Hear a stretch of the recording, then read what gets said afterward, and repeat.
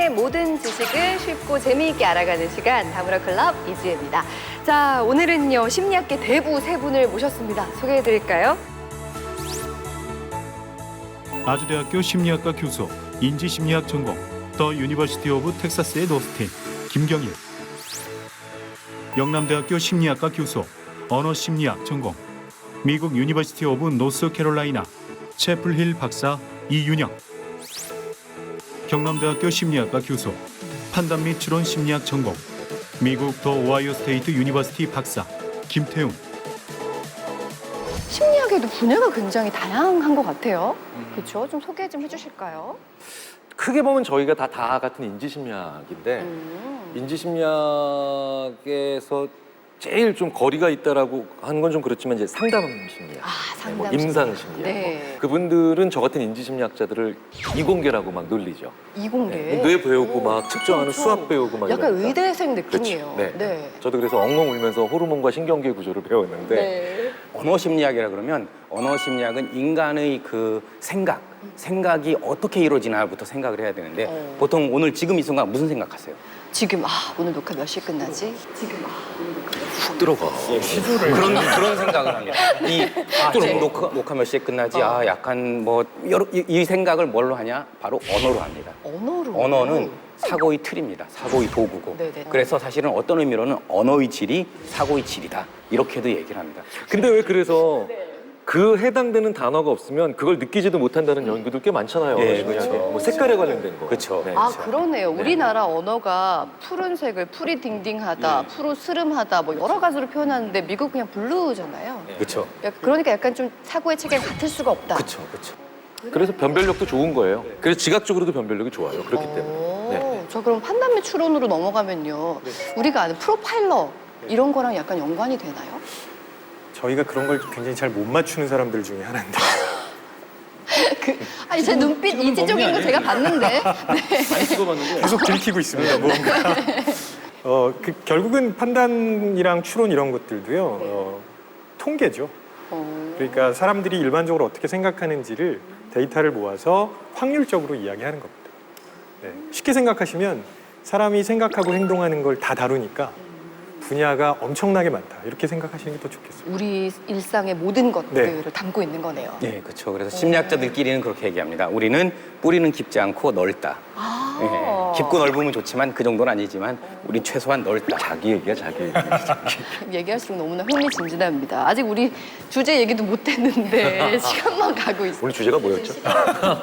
언젠가 떠오르지 않을까, 주제가. 자, 이제 교수님들과 본격적인 주제 이야기를 해봐야 될 텐데요. 자, 심리학에 대한 모든 궁금증을 준비했습니다. 오늘 주제 먼저 확인할까요?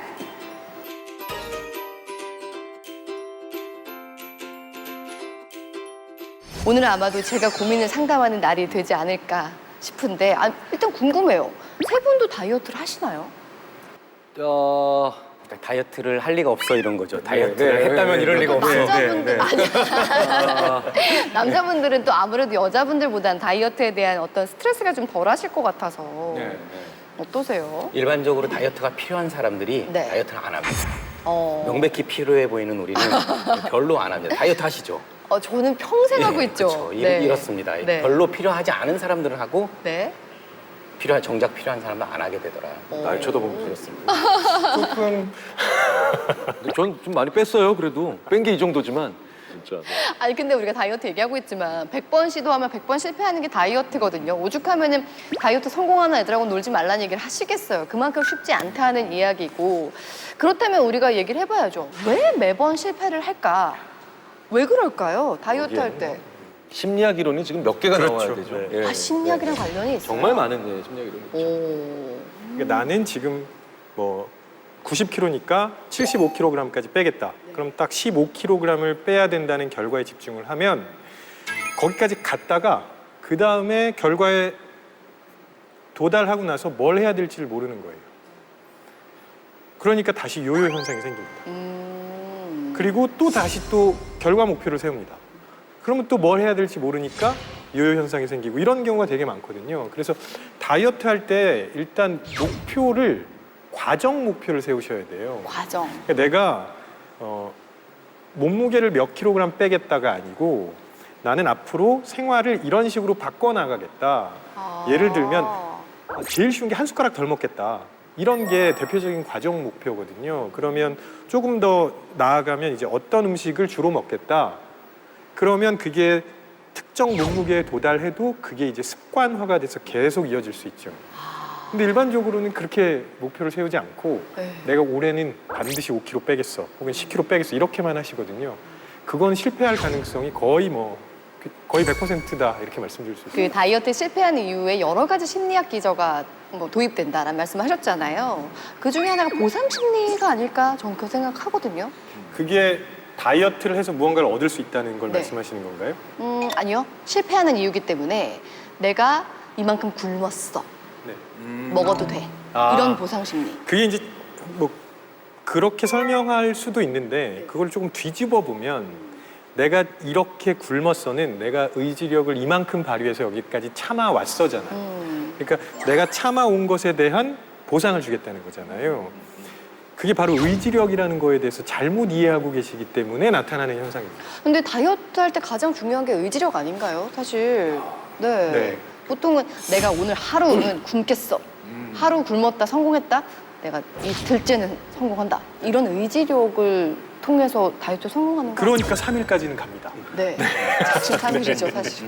네. 그래서 그게 대부분 실패하시는 분들이 나는 굳건한 의지력이 있으니까 다이어트에 성공할 거야라고 출발하시죠. 네. 그런데 의지력이라는 게 누구는 엄청나게 많이 있고 누구는 엄청나게 작게 있고 이렇게 생각하기보다는 일종의 그 지갑에 돈 넣어놨다고 생각하시거나 혹은 자동차에 기름 넣는다고 생각하시면 돼요. 그러니까 자동차에 기름을 가득 넣으면 그 가득 넣은 기름으로 갈 수 있는 거리가 있는 거잖아요. 의지력도 마찬가지입니다. 우리가 의지력을 풀로 충전했을 때, 가득 충전했을 때 쓸 수 있는 한계가 있는 거죠. 그 한계에 도달하고 나면 더 이상 의지력을 발휘할 수 없게 됩니다. 근데 우리는 그때 뭐라고 했냐면 지금부터 의지력이 중요한 거야. 이렇게 또 말도 안 되는 얘기로 이어가게 됩니다. 그러니까 그 다이어트 할 때 중요한 게 의지력이라고 생각한다면 실패한다. 네, 실패할 확률이 그것만 쓴다면 실패하는 거죠. 왜냐하면 의지력을 다른 데도 쓰게 돼 있거든요. 네. 그러니까 내가 의지력의 총량이 오늘 100이에요. 네. 그런데 그러면 음식을 참아내는 의지력의 100을 다 소모를 해야 되잖아요. 네. 써야 되는데 그날 아침에 우리 애가 공부를 너무 못했는데 화를 안 내려고 내가 참았어요. 그럼 의지력이 거기 50 쓴 거예요 벌써. 그럼 50밖에 안 남았죠. 그리고 오후에 왔는데 또 친구가 또 막 야 너 이번에 프로젝트 신청한 거 뚝 떨어졌다며. 꼭 그런 인간들 있잖아. 그럼 벌써 50을 또 썼죠. 그럼 먹고 있는 안 거예요. 남았네. 그러니까 스트레스 받으니까요. 그러니까 네. 심리학에서 특히 저희 같은 인지심리학에서 가장 많이 나오는 얘기가 당신의 의지력을 신뢰하지 마라. 정말 의지력만큼 신뢰 못할 만한 게 없다. 이렇게 얘기를 해요. 그럼 금형제가 잘못된 거잖아요. 다이어트는 자신과의 싸움이라고 하는데 그건 의지력 얘기 아니었어요? 예, 싸울 때 우리가 자신을 잘 알아야 되거든요. 아까 내 의지력이 100일 때 이렇게 썼다 그랬는데 우리는 실제로 의지력이 100인데 한 150쯤 있다고 생각을 해요. 쟤는 못하지만 난 할 수 있어라고 그렇게 생각을 합니다. 우리 일반적으로 헬스클럽 같은 거 연간 회원을 다 끊어요. 네. 연간 회원을 끊고 계산을 해보죠. 월간 회원, 일일권 계산해보면 연간 회원이 제일 싸. 맞아요. 일주일에 3번만 가면 되네. 2번 반이면 되네. 설마 쟤는 못 가지만 나는 갈 것 같아. 근데 일주일에 헬스클럽에 2번 못 갈 이유를 무지하게 많이 만들어냈어요. 계속 만들어내고 그래서 실제로 시카고인가 그쪽에서 이 헬스클럽 전수조사를 했습니다. 그래서 이 사람들이 몇 번 왔나 연간 회원권이랑 쭉 봤는데 보스턴주 세계 헬스클럽에 다니는 약 8,000명을 대상으로 조사한 결과 $70 이상의 월 회원권을 끊는 회원은 월 평균 4.3회의 헬스장에 나왔으며 그 결과 하루 $10를 지불하며 다니는 일일권보다 $7 많은 $17를 지불하며 다니게 된 셈이다. 결국 이 사용자는 회원 기간 동안 $600를 절감하는 것을 포기한 것과 같다. 거기 있는 사람들 대부분이 다 일일권을 끊었어야 돼요. 근데 대부분이 다 연간 회원권. 남들은 못하지만 나는 할 수 있어. 내 의지력에 대해서 상당히 과대평가하고 있어. 과대평가하고 있고 의지력에 의존하다 보니까 당연히 실패할 수밖에 없게 됩니다. 그러니까 결국은 의지력이라는 게 결국은 내가 가지고 있는 자아와 연결이 되는 거예요. 그러면 내가 가지고 있는 자아를 본인이 잘 알아야 되잖아요. 근데 조금 전에 말씀하셨던 것처럼 그거보다 항상 높게 평가한다는 거죠. 그런데 내가 가지고 있는 그 자아, 거기에서 나오는 의지력이 고갈돼 버리면 더 이상 쓸 게 없다는 얘기죠. 그래서 자아 고갈이라는 게 결국은 의지력이 바닥난 상태라고 생각하시면 됩니다. 네. 근데 우리는 그 순간부터 자꾸 의지력을 발휘해야 된다고 생각하는 거예요. 그걸 분리해서 보는 거죠. 그러다 보니까 자꾸 축구 해설하시는 분들이 후반 30분 돼가지고 지금부터 정신력이 필요하다고 말씀하시는데 네네. 그때는 체력이 필요한 시기지 정신력이 필요한 시기가 아닙니다. 집중력이 필요한 시기가 아니에요. 그래서 2002년에 히딩크 감독이 제일 많이 시켰던 게 체력 훈련이었죠. 그 시점부터 힘을 낼 수 있는 건 체력밖에 없다는 걸 알고 있었기 때문에 그렇습니다. 그러면 그 자아 고갈을 좀 방지하기 위해서는 어떻게 하면 될까요? 제일 중요한 거는 일단 자아 고갈을 방지한다. 이거는 거의 불가능합니다. 아까 얘기했듯이 길이를 택하고 뭐 이런 거 이외에는 그거보다는 진짜로 내가 그런 의도가 있냐. 이게 혹시 사회적인 압력 때문에 모두 다 다이어트 하니까 나도 한다 그래야지. 이런 생각만 가지고 있지 실제로 진지하게 그걸 결심하지 않은 사람들이라면 그렇다면 똑같은 상황에서 누구는 10kg를 뺄 수 있고 누구는 확진자가 될 수 있는 이렇게 되는 것이 그러니까 동기가 가장 중요하다. 진짜로 내가 이거를 결심을 했느냐. 지금 이재현 아나운서 같은 분들도 이 직업 때문에 계속 이제 체중 조절하실 겁니다. 이거는 동기가 확실하기 때문입니다.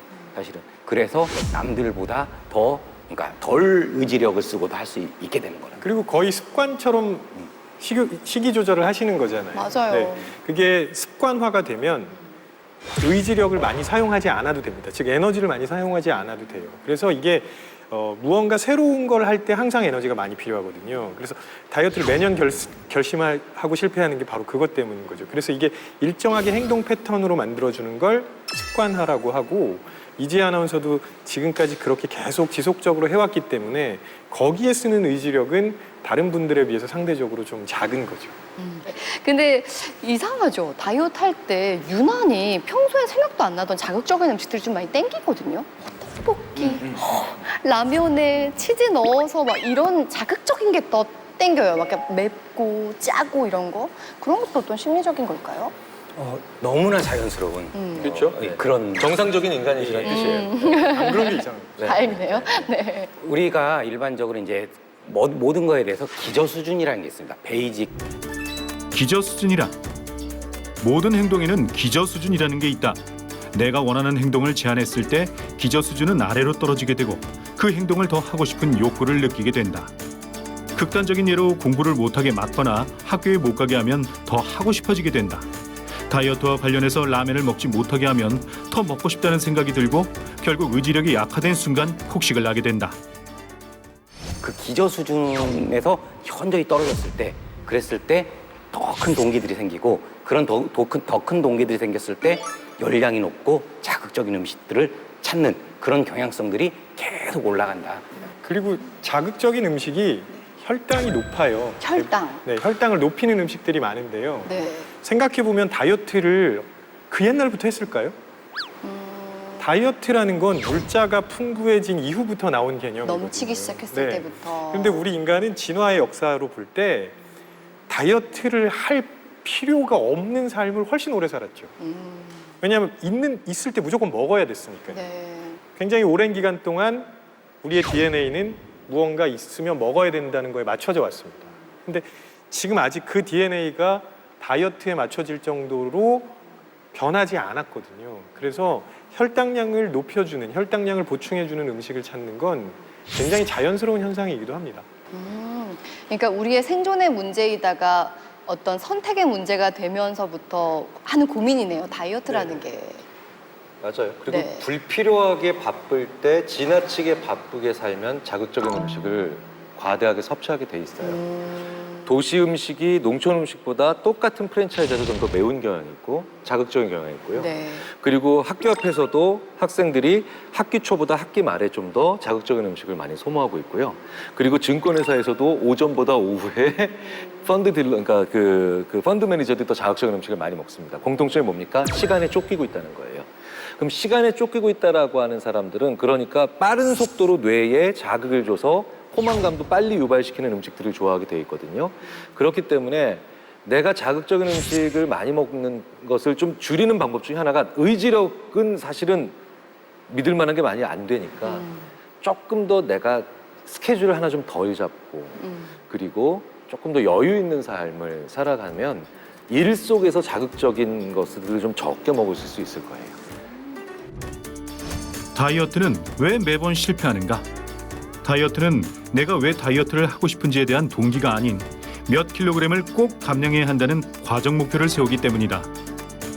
또한 다이어트는 의지력이다 라는 착각과 함께 자신의 의지력을 제대로 인식하지 못하고 요즘같이 바쁜 일상에서 스트레스를 받으며 혈당이 높은 자극적인 음식이 당기는 것을 이겨내지 못하고 결국 다이어트 실패로 이어지게 된다.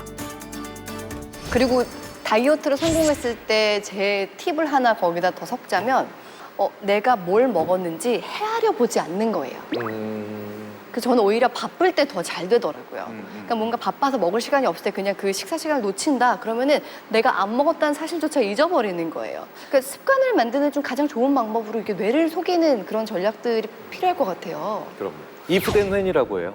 이 세 가지가 다 있어야만 습관이 만들어지고 즉 뇌를 꼬셔서 속일 수가 있는 거예요. 아침 6시에 일어난다. 매일 아침. 이거 진짜 힘들어요. 그렇죠. 그렇죠. 그런데 if 뭐뭐가 되면 언제 뭐뭐가 되면 다음에 뭐 한다. 이것도 훨씬 더 작게 쪼개는 거예요. 그러니까 무슨 얘기냐면 6시가 되면 오른쪽 다리를 든다. 그리고 이걸 한 며칠 하고 난 다음에 이게 습관이 되면 그 다음에 왼쪽 다리로 이불을 걷어찬다. 요거를 계속해서 몇 가지만 3가지 정도로만 쪼개잖아요. 네. 그럼 대부분 15일 내외에 습관은 만들어져요. 6시에 불굴의 의지로 일어나려고 하니까 힘든 거죠. 네. 그런데 if then when 그 다음에 하나 더 붙죠.